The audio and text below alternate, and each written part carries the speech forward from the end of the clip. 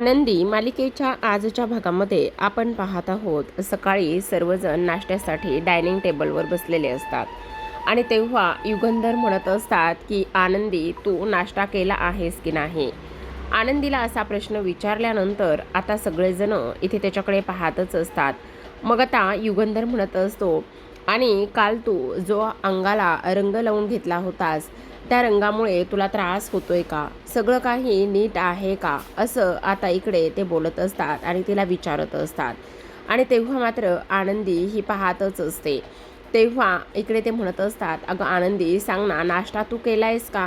असं बोलल्याबरोबर आता आपण पाहतो इथे शिल्पा म्हणत असते, अरे युगंधर, तिने नाश्ता केला नसेल तरीसुद्धा ती करेल ना, आणि तू कशाला उगाचच एवढी काळजी वगैरे तिची करतोयस?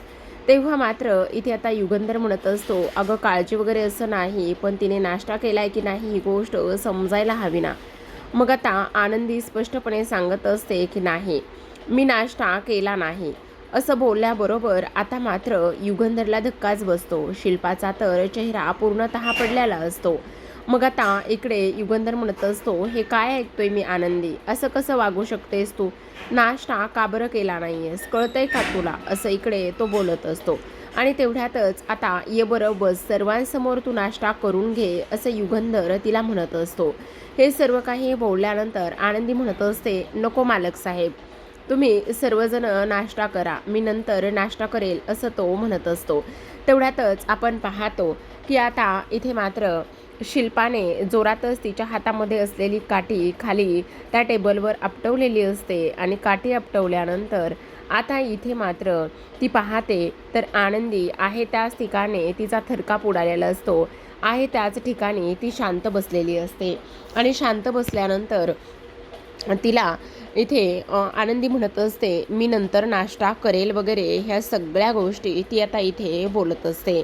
आता हे सगळं काही बोलल्यानंतर दुसऱ्या बाजूला आपण पाहतो आता इथे धनश्री किचनमध्ये जाते आणि किचनमध्ये गेल्यानंतर ती दारूची बॉटल काढण्याचा प्रयत्न करत असते. तेवढ्यातच आता इथे सविता म्हणत असते, अहो ताई, तुम्ही हे काय करताय? तुम्ही ही दारूची बॉटल का आणि कशासाठी घेताय? आज तर तुमचा उपवास आहे ना, मग तरीसुद्धा तुम्ही ह्या दारूच्या बॉटलला कशापायी शिवताय? मग आता धनश्री म्हणत असते, त्याचं काय आहे ना, तुला तर माहिती ना की ह्यांना इथे सकाळी सकाळीच दारू लागते. अहो पण मला माहिती आहे ह्यांना सकाळी सकाळीच दारू लागते, पण अहो तुमच्या गोष्टी लक्षात येत आहेत का? आता तर हॉलमध्ये सगळेजणच बसलेले आहेत. मग हॉलमध्ये सगळेजण बसलेले असल्यामुळे मला एक गोष्ट सांगा की तुम्ही ही दारूची बॉटल तिकडून कशी काय घेऊन जाणार आहात, असं इथे ती विचारत असते. तेव्हा धनश्री म्हणत असते, तू बोलतेस ते अगदी बरोबर आहे, मला तर समजत नाही की आता ही दारूची बॉटल मी कशी घेऊन जाणार आहे म्हणून.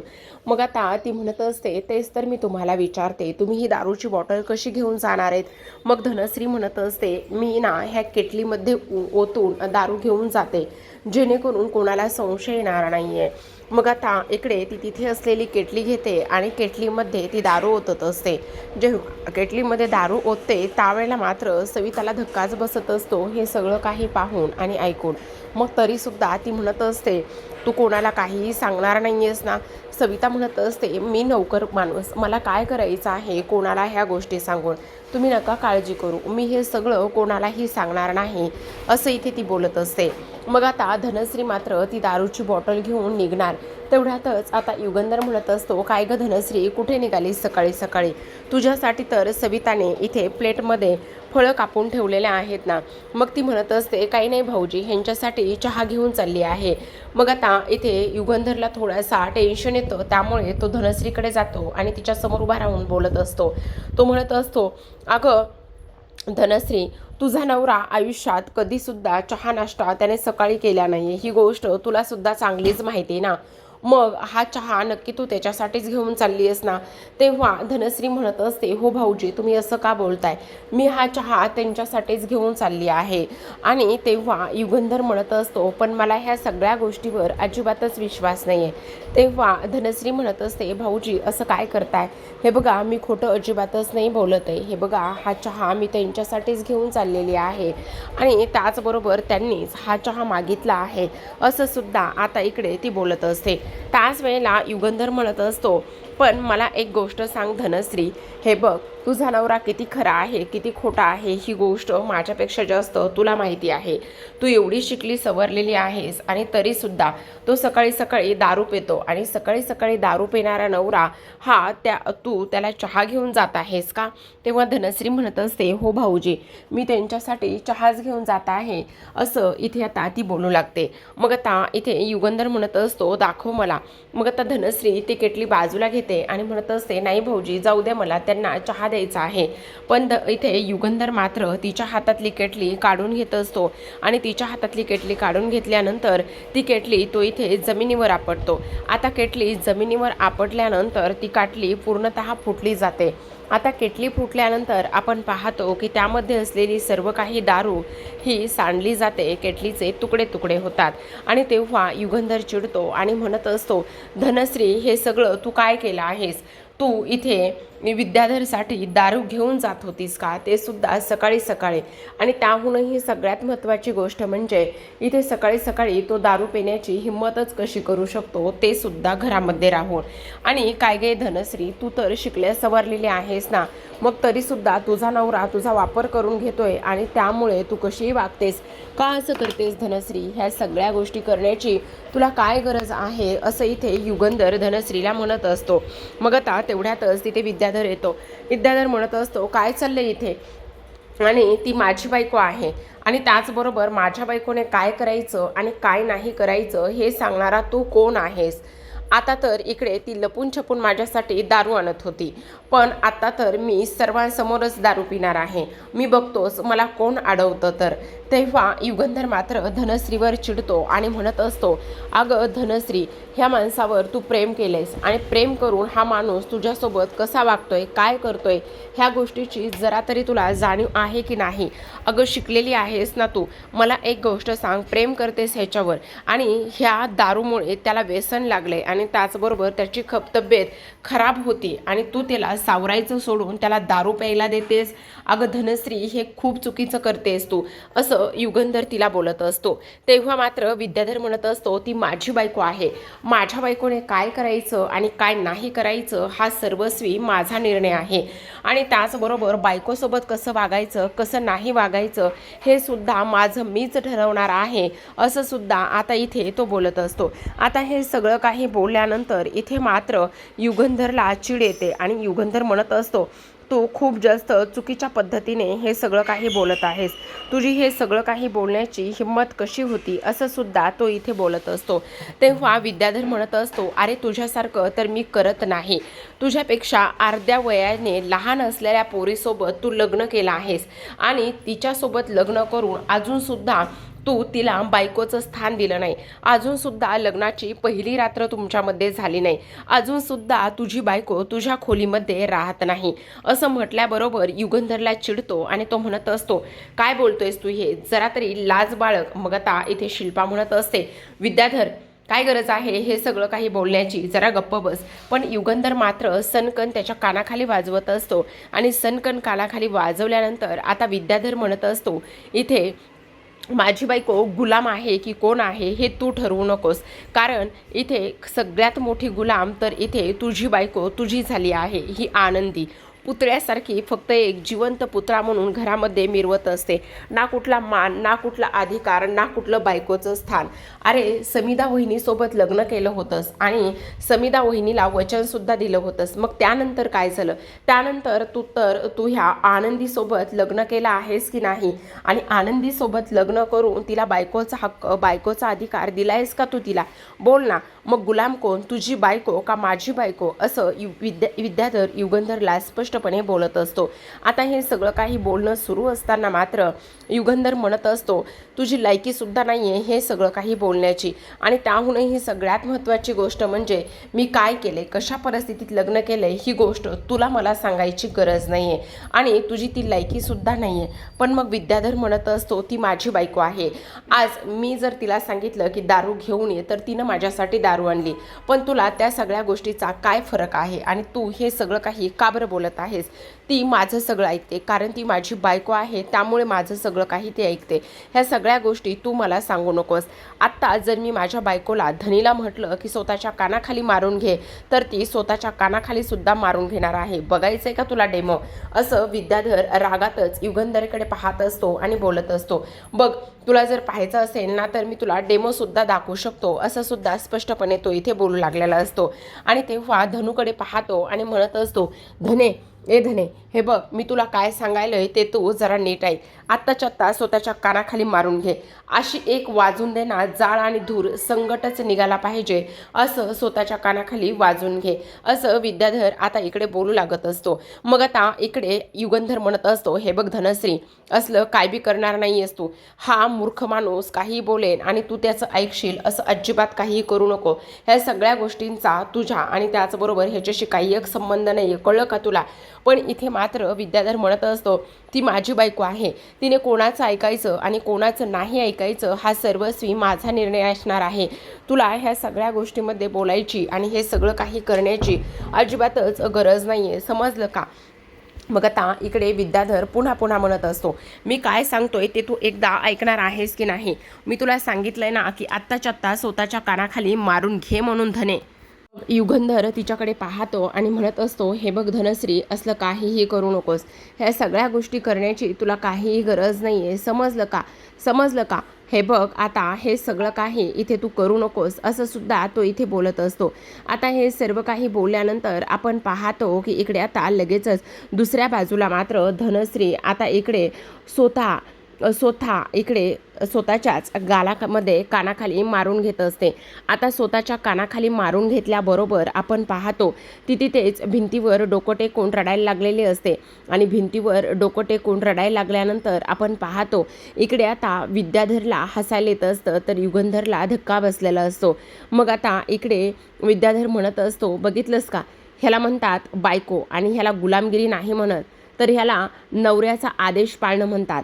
आणि हे सगळं माझी बायको स्वतः करत आलेले आहे, त्यामुळे उगाचच तू नाही त्या गोष्टी इथे बोलू नकोस. आणि हे सगळं तिच्या मर्जीनुसार होतंय, हे सुद्धा तितकंच महत्त्वाचं आहे. आता मात्र इकडे युगंधर म्हणत असतो, धनश्री, हे तू फार चुकीचं करतेस. ह्या सगळ्या गोष्टी करण्याची तुला काहीही गरज नाही आहे. का तू असं केलेलं आहेस? का असं वागायची तुला गरज होती? हे बघ, असं वागून तू पुन्हा एकदा दाखवून दिलेलं आहेस की तू ह्याची गुलाम आहेस म्हणून. अगं, शिकल्या सवरलेली पोर आहेस तू, आणि तरीसुद्धा ह्याचं म्हणणं ऐकतेस आणि हा म्हणेल त्या पद्धतीने तू हे सगळं काही करतेस. काय गरज आहे हे सगळं काही या पद्धतीने करायची? मग आता धनश्री म्हणत असते, का नको करू भाऊजी, माझा नवरा आहे तो आणि माझं प्रेम आहे त्यांच्यावर, आणि ते सांगतील ते मला ऐकावंच लागणार आहे ना.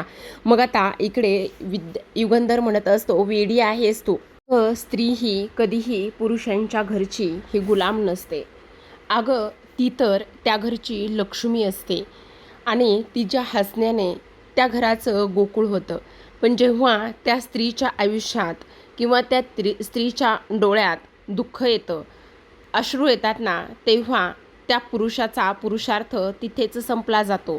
आणि तुला एक गोष्ट सांगू का धनश्री, हे बघ, तू त्याची अर्धांगिनी बनून आलेली आहेस. अर्धांगिनी म्हणजे दोघांचंही अर्ध दोघांचंही सुख असो दुःख असो ते सगळं काही अर्ध. मग तू ह्याची गुलाम बनून राहण्याची काहीही गरज नाही आहे तुला. त्याचबरोबर आणखी एक महत्त्वाची गोष्ट म्हणजे ह्याचा तू अन्याय अत्याचार सहन करतेस आणि तेवढीच तू सुद्धा गुन्हेगार होशील. हे बघ, ह्याच्या प्रत्येक हा मिसळत जाऊ नकोस. हा जरी नसेल ना सुधरत तर नाही सुधरू दे, पण तू स्वतःला तरी ह्याच्या आहारी एवढं काही हे करू नकोस. हा म्हणेल ते सगळं तू ऐकायची काहीही गरज नाही आहे. तुझ्या लक्षात येतंय का? असं इकडे आता तो तिला समजावून सांगत असतो. स्त्री म्हणजे इथे त्याच्या अंगणातली तुळस असते आणि तू आज स्वतःला मारून घेतलंयस.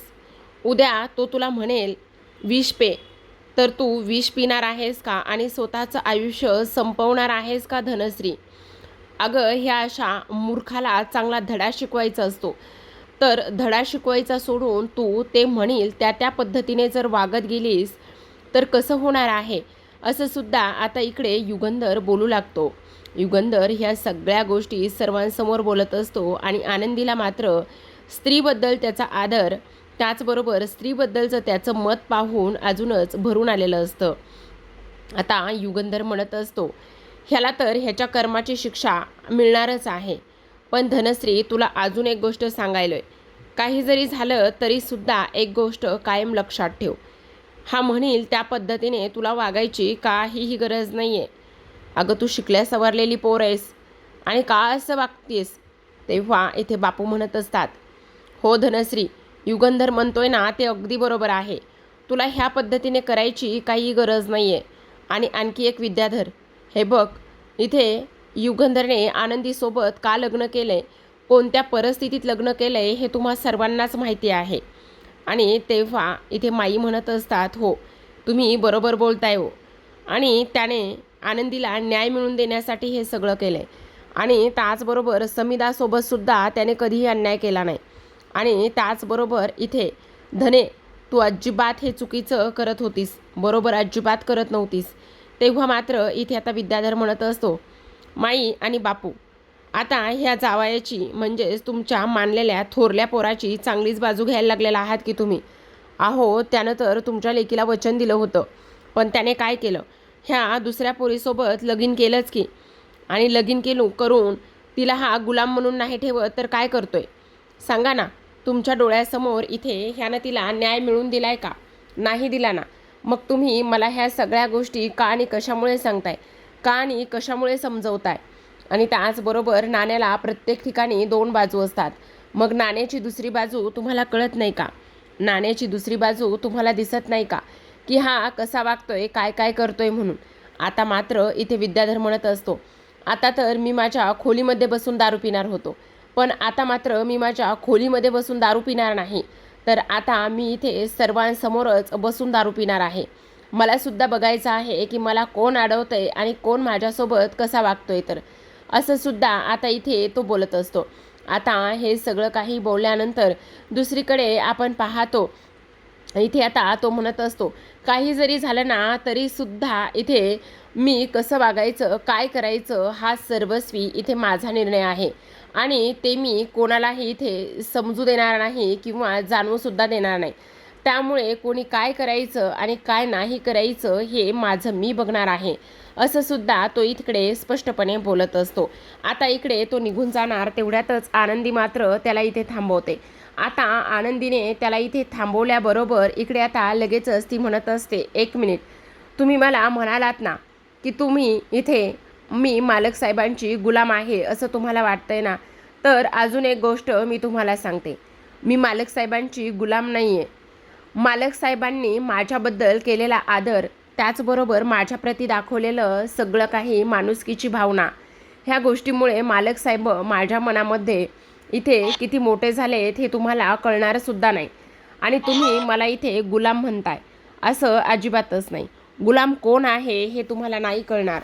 मग आता विद्याधर म्हणत असतो, अरे बाप रे बाप, हा पुतळा तर इथे बोलूसुद्धा शकतो की, ह्या पुतळ्याला तर बोलतासुद्धा येतंय. मला तर वाटलं हा पुतळा फक्त इथे बसण्याचं काम करतोय, पण नाही नाही नाही नाही नाही, अजिबातच तसं नाही. हा पुतळा बोलू शकतो हे मात्र मला आत्ता समजतंय. आता मात्र इकडे तो आनंदीकडे वेगळ्याच नजरेने पाहत असतो. तेव्हा युगंधरला अजूनच त्याचा ह्या राग येत असतो. युगंधर विचार करत असतो की ह्याला नेमकं कशा आणि कोणत्या भाषेत समजून सांगावं हेच कळत नाही आहे. तर आता प्रेक्षकांनो, इकडे तो निघून गेलेला असतो आणि निघून गेल्यानंतर दुसरीकडे आपण पाहतो की आता युगंधरसुद्धा आहे त्याच परिस्थितीमध्ये ऑफिसला निघून जातो.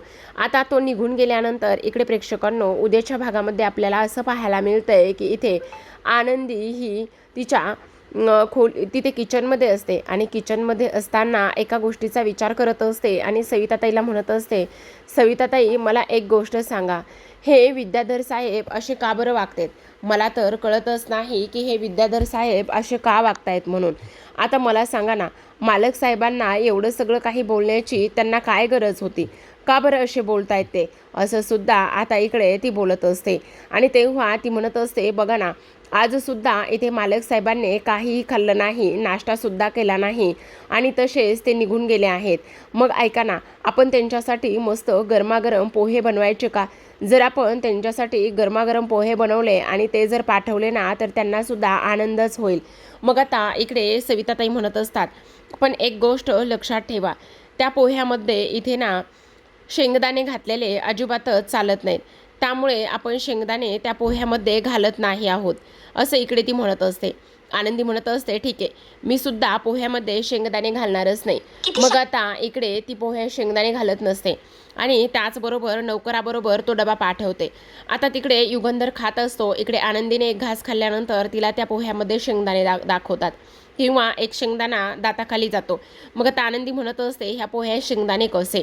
इकडे युगंधरने सुद्धा पोहे खाल्ल्यानंतर तो लगेचच म्हणत असतो, माझ्या पोह्याच्या नाश्त्यामध्ये इथे शेंगदाणे घालण्याचा कोणी अट्टहास केलाय किंवा हिंमत कोणी केली की माझ्या पोह्यामध्ये शेंगदाणे घालण्याची. आता प्रेक्षकांनो, हे कोणी केलं असेल पाहूया उद्याच्या भागात. तोपर्यंत तुम्ही पाहत राहा आनंदी.